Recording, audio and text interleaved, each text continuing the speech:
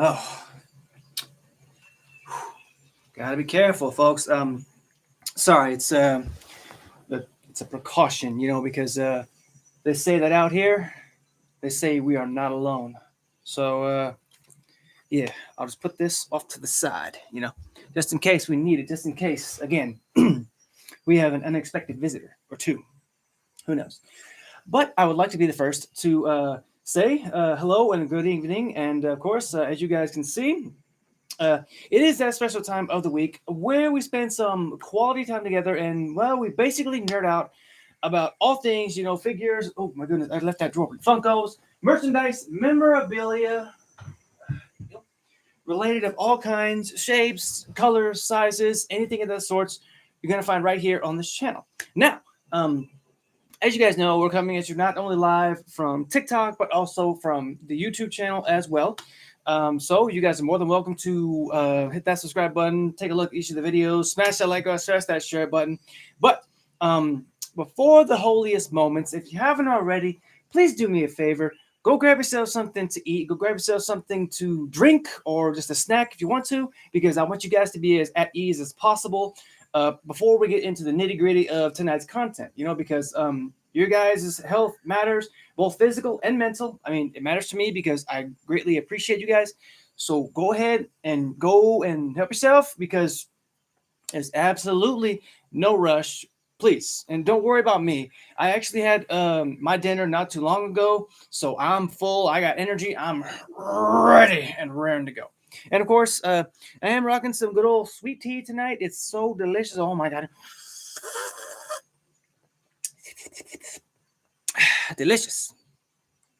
But do please go and help yourself, folks. Absolutely no rush because, as you know, I got the time. Got the time. Oh, and for those of you guys who went to work today, I hope you guys made that paycheck. I hope you guys made that bread. I hope you guys are at home, safe and sound. But if you're still working, or if you're at work, please don't let me be the reason that you get in trouble with your boss or any of the higher ups because I'm really not in the market for wanting to help people or for wanting people to lose their job over me. I mean, really, it's just not worth it. Oh, Lord.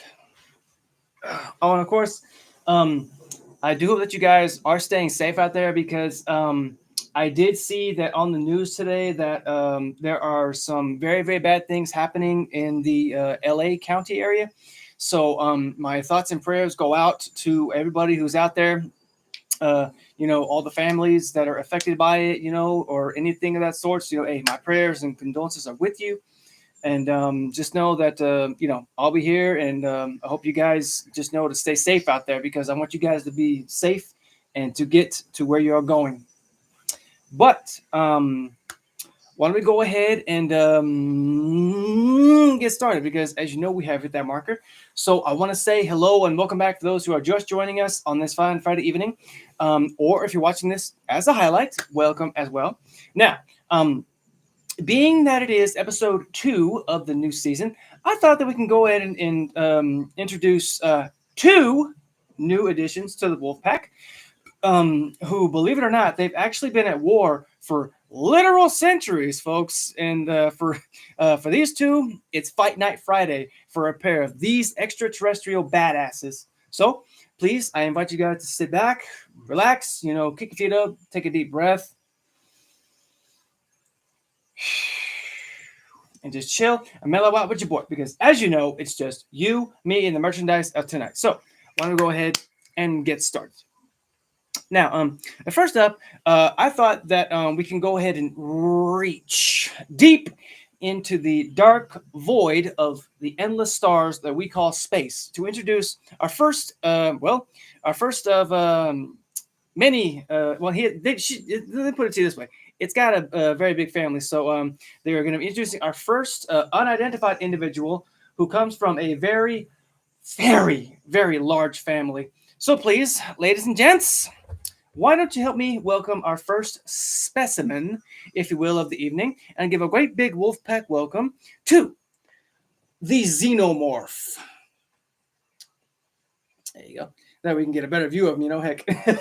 But that's right, folks. The acid spitting little mouth having icon of the Alien franchise has slithered its way into tonight's episode. And don't worry, thankfully, let's put that right there just for a second. Okay. Now, after careful study and a lot of sedation methods, I would very much like to share this creature's file. But first, I would like to show you how he looks, because oh my gosh, take a look at this guy.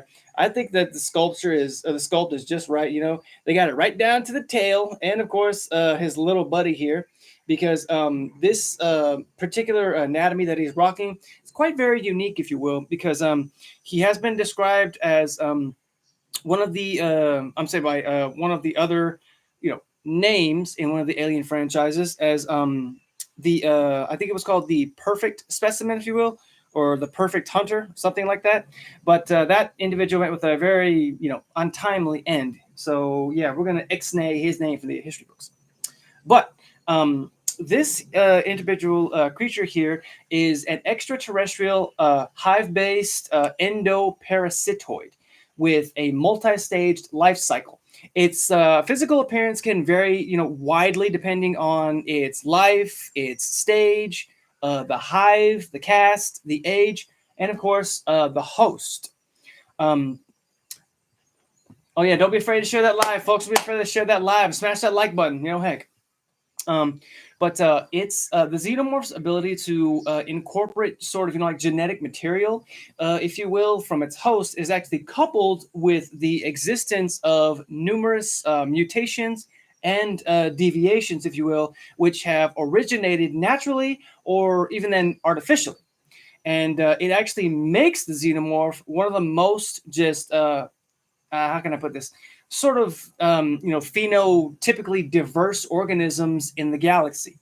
Now, the only reason I say that is because not only is it, savage, very dangerous, and very tactical.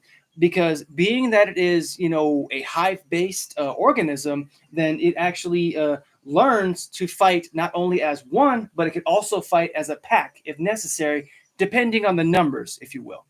Now, I did find out some pretty interesting facts about this particular specimen, if you will. And thankfully, he's still heavily sedated, so he doesn't know what's going on. Really, he doesn't know. Oh yes, for example, the Metroid video game? Yes, I'm talking about the one featuring Samus Aran. Would you believe me if I told you that the franchise was actually highly inspired by the Alien franchise? I kid you not. It's actually really really interesting. Oh goodness gracious! My apologies. And oh yeah, there was actually a very interesting fact about the first Alien film. For example, like you guys know about the infamous chest burst scene, right? Where the alien kind of ixnays that lady. Well, would you believe me if I told you that that particular scene was actually unscripted? I'm kid. I kid you not. I mean, those exact reactions are the cast's exact like those are real reactions because they didn't see it coming.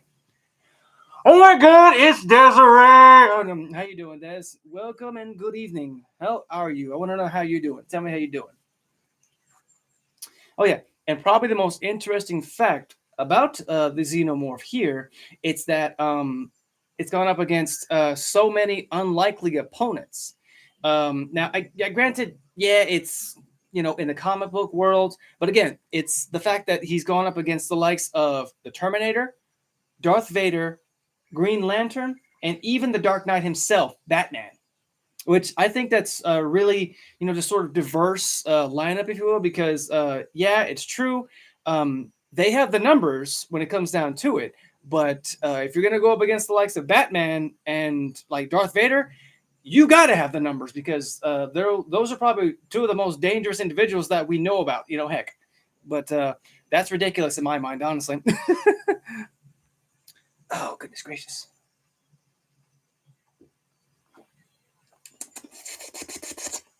Yeah, delicious. Thanks so much for the likes, Des. Appreciate you. Appreciate you. Hope you're doing well this evening. Hope you're doing well. Are you guys good? I want to make sure you're good before we continue because we're going to continue. I'll give you a minute though. Take a breath. Hey, take a breath. Make sure you're staying hydrated. Yes, that means you too, Desiree. That means you too. I know you're tapping the screen, but please stay hydrated. Chill. Don't move.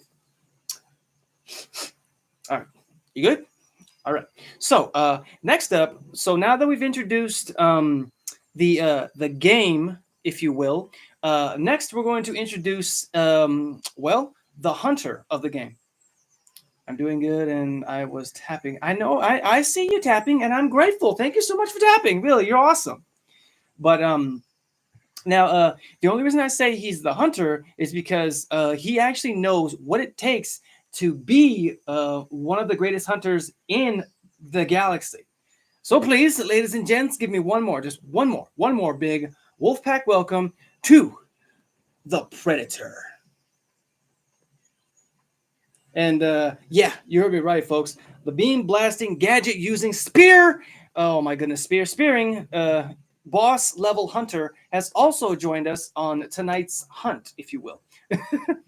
And thankfully, he's allowed me access,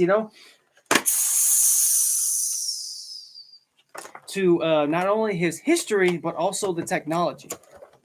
Now, I know that this particular one is from the Predator 2 film, but tonight we are actually going to be talking about both him and, of course, the species that he's known as, because they aren't called just the Predators. They're called something else, and I'll share that with you guys now.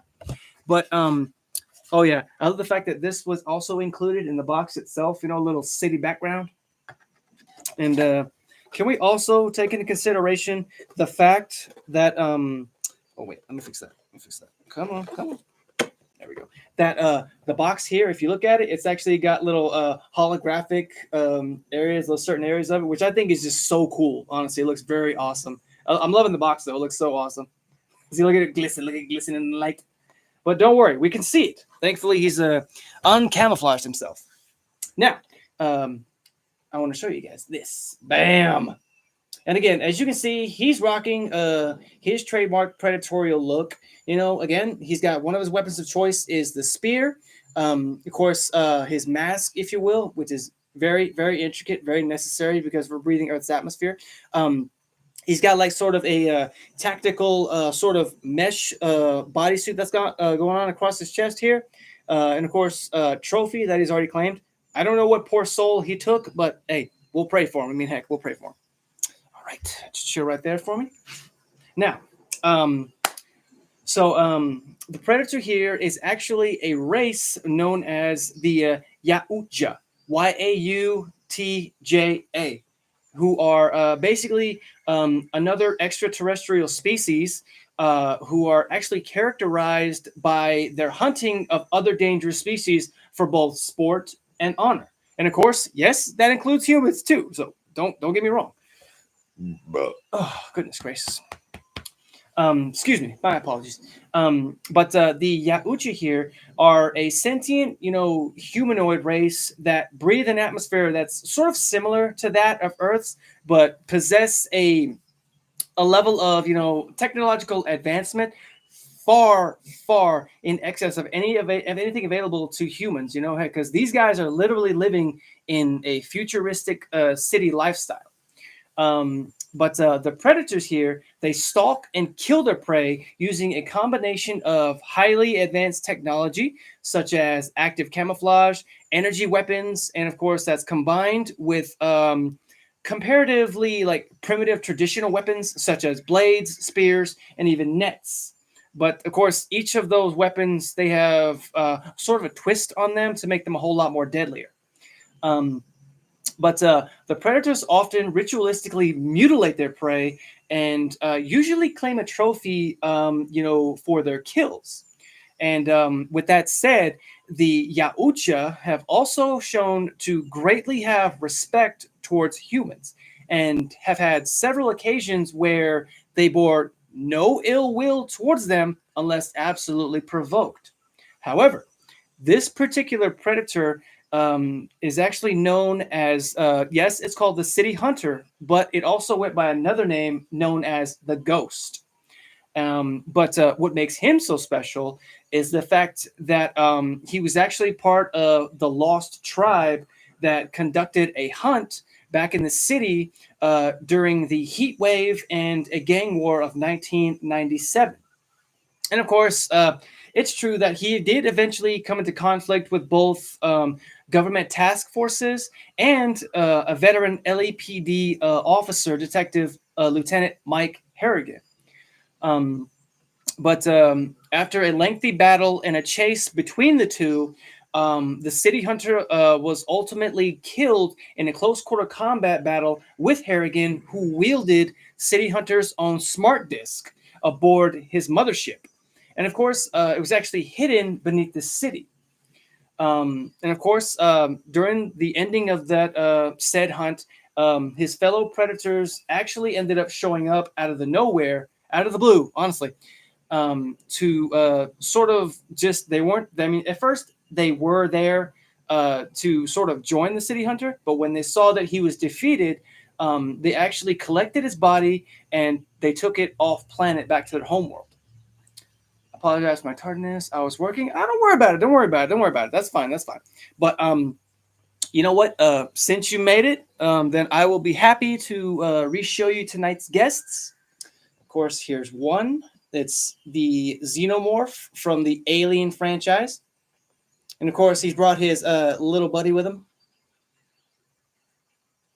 Again, I'm loving the articulation of these things because the fact that they put the literal acid spitting part of his mouth included in the Funko itself, it says a whole lot about him, honestly.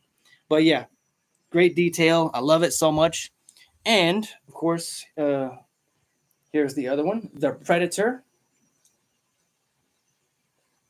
And as you can see, he brought his little friend with him too, in the form of a human skeleton attached to a spine. Okie dokie. Now, thanks so much for the roses. They smell divine. Thank you so much. But I did find out some pretty interesting facts about the Predator. For example, did you guys know that they can actually survive mortal wounds like gunshot wounds, along with radiation levels that would actually be dangerously harmful to humans themselves? Hey, Lexi, what's up? Long time no see. I hope you are doing well also. Always keep your head up. You're doing great. Don't ever let anybody tell you otherwise. But also another fun fact, it's that there's another one on the back right here called the Elder Greyback Predator.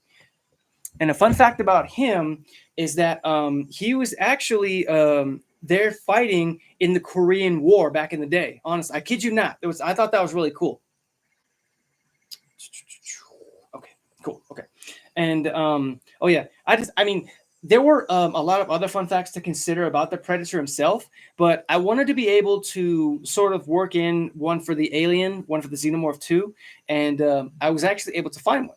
Did you guys know that the Predators, I'm talking about the Predators, they actually consider the Xenomorphs to be the most worthy prey? There's a literal dragon on my head. Oh my God. What's going on, Dax? How you doing, man? But Dax, since you just joined too, my dude, I will be happy to show you our guests tonight, because I'm pretty sure you probably guess who they are. Again, here's the Xenomorph. And of course, the Predator. Well, the City Hunter. I mean, yeah, he goes by City Hunter, but I mean, I'm just going to call him Ghost, honestly. Oh, he does come with a little stand. Cool. Thanks so much for the roses. Oh my goodness. I'm making a regular 24 bouquet here, honestly. I know, right, Dax? Mind officially blown, right? Heck. Oh, goodness. But I am going to go ahead and get up out of here, folks. I will be shooting over to my Twitch to do some gameplay. I'm not sure what yet. You guys are more than welcome to follow me over. But feel free to hit the subscribe button when it does appear, or feel free to sample either one of these 5 videos when they do appear as well. So again, I look forward to seeing you guys next week for another riveting episode. And of course, as always, stay safe, stay awesome, Stay weird. Stay yourselves. I'll be over in a bit. Gotta support. Of course, it's not a problem, Dev. It's not a problem. But yeah, be safe. Stay yourself. Be awesome. Be zen as always, folks. And of course, as always, peace out.